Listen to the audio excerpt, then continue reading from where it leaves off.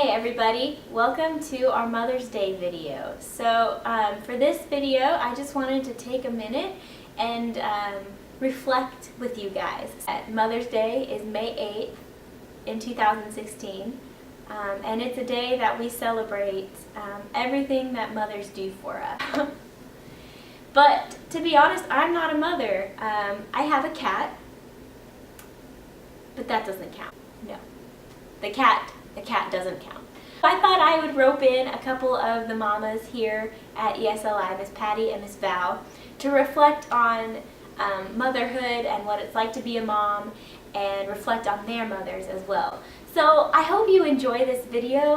Just take it as a time to reflect on who that force is in your life, whether it's your mother or your grandmother or your aunt, just that really nurturing, loving force in your life.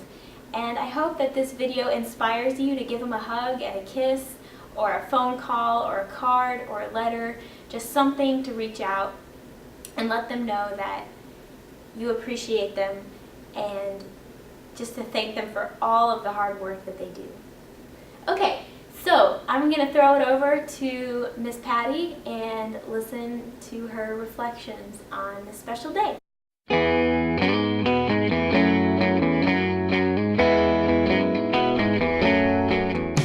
I'm Mrs. Patty, and I'm a teacher here at ESLi.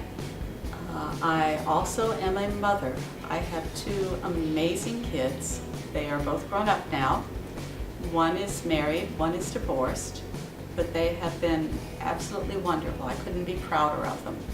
I also have 3 grandchildren, which is just a complete blessing. I'm a mother, I am a grandmother, but I am also a daughter and a granddaughter and a niece. Mother's Day to me means being thankful for all of the amazing women in my life. Mothers or not, aunts, friends, daughters and daughters-in-law, all of these women who have shaped my life and shaped the lives of so many people. Feel incredibly blessed and honored to have known all these women. And to some extent, Mother's Day can be sad because I miss so many of these women who have gone before. I miss my mother. She's been gone since I was very young. Well, by very young, I mean in my 20s. Okay? I miss my grandmother, who was an incredible woman. I miss my children because I don't get to spend Mother's Day with them. They live far away. But in spite of this sadness, there is more than anything else just a feeling of gratitude. Gratitude. I am so thankful for all of the women who have been in my life, who have meant so much to me, and who have enabled me to be the best mother that I could be as well by being my role models.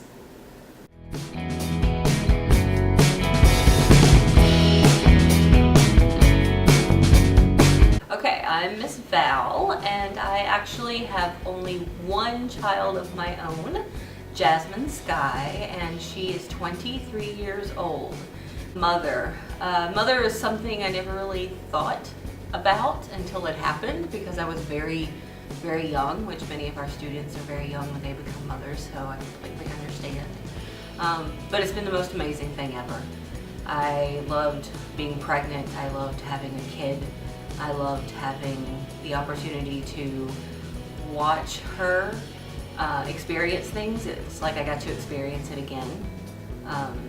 And she's just the most amazing thing ever. Tearing up, so sweet.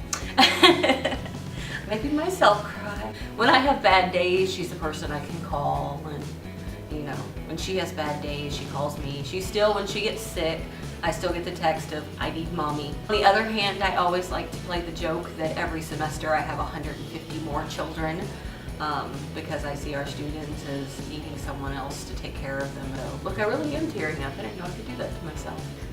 Maybe it's the lights. It's the lights. Mother's Day. What does Mother's Day mean to me? What does Mother's Day mean to me? I don't know. It's so close to my birthday, I don't really make it such a big deal. Usually Jasmine will try to do something special for me. She always says she doesn't, and then she will. She works in a floral shop now, so sometimes she gives me a special arrangement.